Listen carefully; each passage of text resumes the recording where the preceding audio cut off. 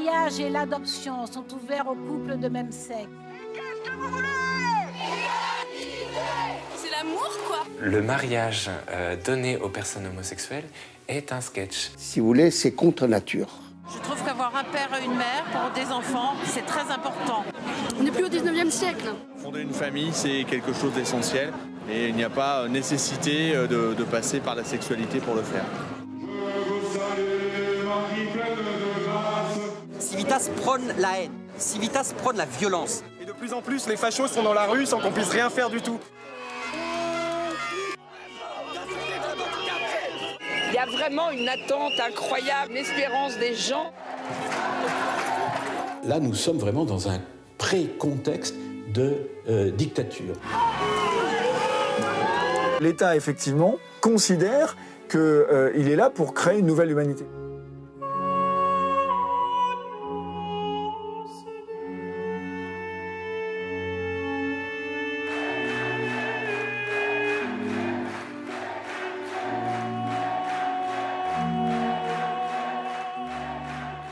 Le 23 avril 2013, la France devient le 14e pays au monde à permettre aux personnes de même sexe de se marier et d'adopter des enfants. C'est la loi du mariage pour tous. 10h et 46 minutes de débat.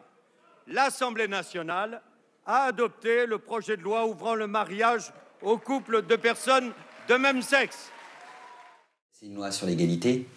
C'est vraiment ce qu'il faut comprendre, je pense, dans ce débat. C'est que nous considérons que les couples homosexuels, les homosexuels, doivent avoir exactement les mêmes droits que les hétérosexuels. C'est une loi de progrès, une loi d'égalité. Ce ne sont pas de nouveaux droits accordés, ce sont les mêmes droits pour tous. Qui est contre l'égalité? Qui est contre le mariage? Donc, sous couvert d'une certaine générosité, d'un principe d'ailleurs qui a ses fondements, on dérape de l'ordre de la raison pour laisser entendre que ce qui jusqu'à présent était immariable devient aujourd'hui mariable. C'est vrai que ça touche à des problématiques qui sont peut-être sensibles pour certaines personnes qui vivent dans un schéma dépassé. Nous sommes un pays de tradition catholique où, pour une certaine France, maintenant minoritaire à mon avis dans les esprits, eh bien, obligatoirement, le mariage, c'est un homme et une femme. Au livre 3 du Deutéronome, c'est-à-dire le 3e livre qu'on appelle le Lévitique, au chapitre 18, il est dit simplement, je prends ça sous mes yeux, ne cohabite point avec un mâle d'une cohabitation sexuelle, c'est une abomination. Le terme hébraïque abomination veut dire c'est comme si il y avait un homme et un animal, d'une certaine manière, toute proportion gardée, bien sûr, je ne porte pas de jugement, mais si vous voulez, c'est contre nature. Promise par François Hollande durant sa campagne présidentielle, cette nouvelle loi est aussi une revendication des associations qui soutiennent les droits LGBT, lesbiennes, gays, bisexuels et transsexuels. En fait, on veut pas du mariage, on veut du droit au mariage, pour avoir le droit de le refuser, ou pour les autres mais pas pour nous-mêmes, ou en tant que symbole. D'évolution des droits LGBT ou en tant que symbole d'équivalence d'amour universel. Mais en tout cas, on n'est que dans l'image, mais le mariage, on ne le veut pas, on veut du droit au mariage. Et le choix, c'est le choix de pouvoir se marier ou de ne pas se marier. Voilà, c'est ça qu'on veut. Tout le monde a le droit d'accès en République, tout le monde a le droit d'accéder aux mêmes droits. Ce sont des citoyens comme tout le monde et qui ont le droit d'avoir une vie égale à celle des autres. Et c'est pour la République qu'on soutient aussi cette loi, pas simplement pour les gens que ça concerne. Le mariage, c'est un contrat républicain, donc il n'y a pas de raison que la République empêche une partie des citoyens d'accéder à un contrat national. Pour la revendication homosexuelle, il s'agit on pourrait dire, de culpabiliser l'État ou les services administratifs, en l'occurrence ici aussi les lois et le code civil, pour justement dire à l'État, si vous êtes un État de droit, alors vous devez entendre notre revendication qui est exprimée dans le langage des droits de l'homme. Il n'y a pas de différence entre les couples hétéros et homo. Ce qu'on veut, c'est l'ouverture du mariage à tous et l'égalité pour tout le monde. Et donc actuellement, ce que nous voyons, c'est une sorte de hold-up idéologique ou sémantique et rhétorique de la revendication gay sur le vocabulaire des droits de l'homme. Et qu'est-ce que vous voulez? Égalité! Et vous voulez quoi? C'est égalité, égalité, égalité. Mais qu'est-ce que l'égalité? Et l'égalité au nom de quoi et pour faire quoi? La question, ce n'est pas l'égalité des droits, c'est la question de la justice. Et donc, on doit pouvoir comparer ce qui est comparable. Qu'est-ce que le mariage homosexuel va enlever aux couples hétérosexuels? En fait, ce qu'il faut, c'est comprendre qu'on ne se marie pas actuellement comme hétérosexuel, on se marie comme homme vis-à-vis d'une femme. Le mariage et l'adoption sont ouverts aux couples de même sexe, dans exactement les mêmes conditions que pour les couples hétérosexuels. Là où il y a une foncière injustice, mais on pourrait dire une perversion intellectuelle profonde, hein, c'est que d'une certaine manière, la revendication homosexuelle essaye de convaincre les gens qu'ils doivent pouvoir se marier en tant qu'homosexuels. Pour le vécu de toutes les personnes homosexuelles qui ressentent cette privation de droit tous les jours, et ça depuis l'enfance, c'est un grand vécu, je veux dire intimement. Être dans une situation d'inégalité face à la loi par rapport à la société, c'est un peu, ça fait des ravages tout au long de la construction de l'identité. Or, on sait bien aujourd'hui que l'orientation sexuelle n'est pas un critère pour se marier. N'importe qui peut se marier si à partir du moment où il respecte les conditions objectives. Les homosexuels peuvent déjà se marier comme tout le monde, un homme peut se marier avec une femme, les homosexuels sont comme tout le monde, des hommes et des femmes, donc ils ont les mêmes droits que tout le monde. Le maire ne va pas demander l'orientation sexuelle des mariés. L'État n'a pas à se mêler des relations amoureuses des personnes. Il ne viendrait à l'idée de personne d'aller voir son député pour dire « je suis amoureux de telle jeune fille ou de tel jeune homme, est-ce que vous pouvez officialiser notre relation ?» C'est ce que fait l'État avec le mariage, mais il ne le fait pas pour la relation amoureuse, il le fait exclusivement parce que l'union d'un homme et d'une femme dans le mariage permet le renouvellement des générations parce que c'est lié à la procréation. Donc les couples hétérosexuels et les partenaires homosexuels, au regard du mariage, sont dans une situation qui n'a rien à voir. Et s'ils sont dans une situation qui n'a rien à voir, on n'a pas le droit de leur donner la même chose. On n'a pas le droit de leur donner les mêmes avantages payés par la communauté des citoyens. Je ne vois pas au nom de quoi, moi par exemple, j'aime faire du vélo plutôt que de la voiture, et donc je dois réclamer un droit à aller sur l'autoroute avec mon vélo. À partir du moment où vous donnez à des gens qui ne sont pas dans une situation qui correspond à l'avantage que vous leur donnez, cet avantage, c'est arbitraire. C'est injuste. C'est un petit peu comme si une personne venait réclamer une allocation familiale du 3e enfant alors qu'il n'a que 2 enfants. Et c'est comme s'il disait, mais moi j'ai droit à avoir cette allocation pour le 3e enfant qu'on verse à d'autres personnes. Et on la lui donnerait alors qu'il n'a que 2 enfants. Non seulement le mariage homosexuel n'est pas quelque chose qui va dans le sens de l'égalité, mais c'est un abus de droit. C'est comme si la société française, peu à peu, arrivait à être envoûtée par ce discours rhétorique. On stigmatise tous ceux qu'on appelle les minorités, que ces minorités ont le droit de vivre comme tout le monde et qu'on vit ensemble dans un pays où normalement le droit, l'égalité, la liberté devraient exister pour tous, et ce n'est pas le cas. Qui évidemment utilise les principes d'égalité, de laïcité, de liberté. Nous pensons que nous sommes tous égaux. Donc nous devons accéder d'une manière égale aux libertés civiques qui sont reconnues à tous les autres. Qui utilise les bons sentiments et la victimisation. Aujourd'hui, priver certaines personnes d'un droit fondamental comme le mariage, pour moi, c'est pas possible. Pour progressivement culpabiliser le sens commun, le vécu immédiat, et que les personnes se disent oui, finalement, pourquoi ils ne pourraient pas se marier? Moi, je me suis bien marié. Je ne vois pas pourquoi je réserverais le mariage à des gens comme moi. Bien que je sois hétérosexuel ou chrétien, j'estime que ce droit doit être respecté pour les homosexuels.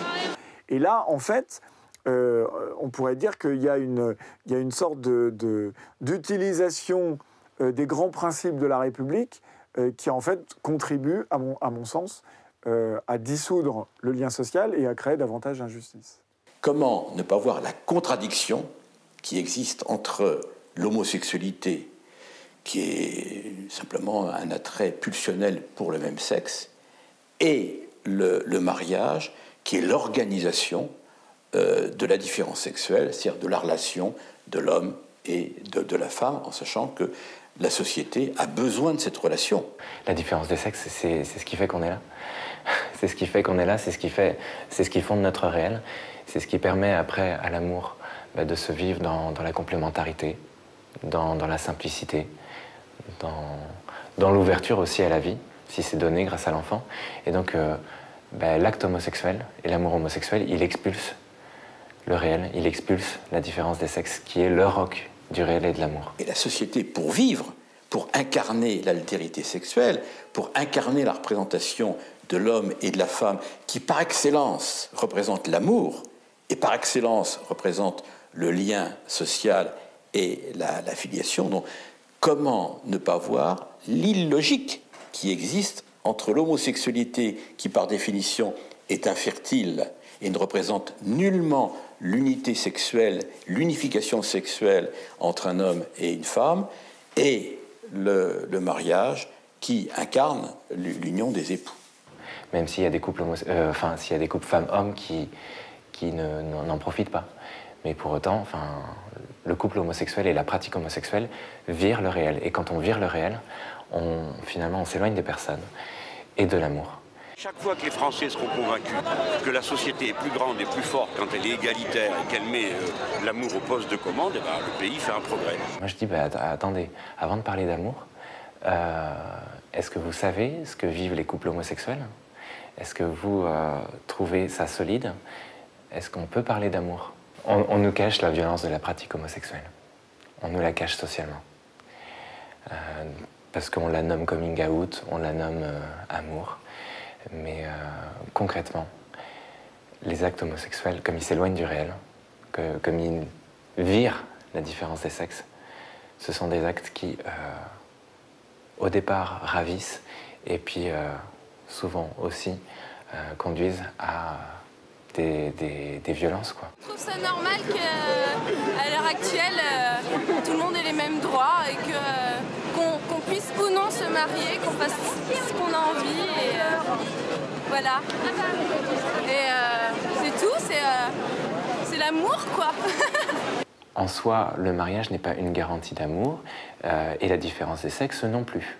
En revanche, quand les deux sont couplés, c'est-à-dire quand il y a et la différence des sexes et le mariage et l'amour, tous les trois, c'est le bonheur sur lequel repose toute société humaine tournée vers la vie. Nous sommes en train de déstabiliser le corps porteur de notre société que la loi civile doit honorer.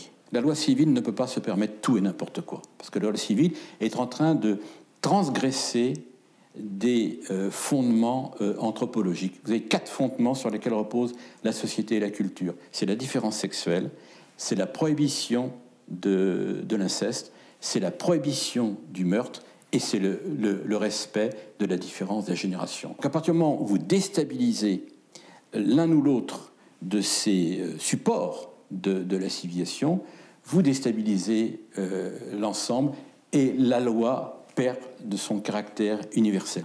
On va le détruire de l'intérieur en le ridiculisant, en l'avilissant, tout simplement, et dégoûter les gens de cette institution. Le mariage donné aux personnes homosexuelles est un sketch.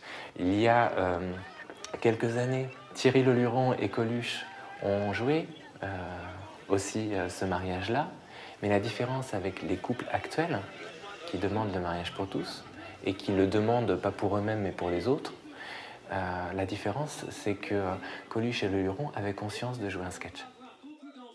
Qu'on ne nous accuse pas surtout de moquer d'une institution, d'autres que nous vont s'en charger bientôt plus sérieusement.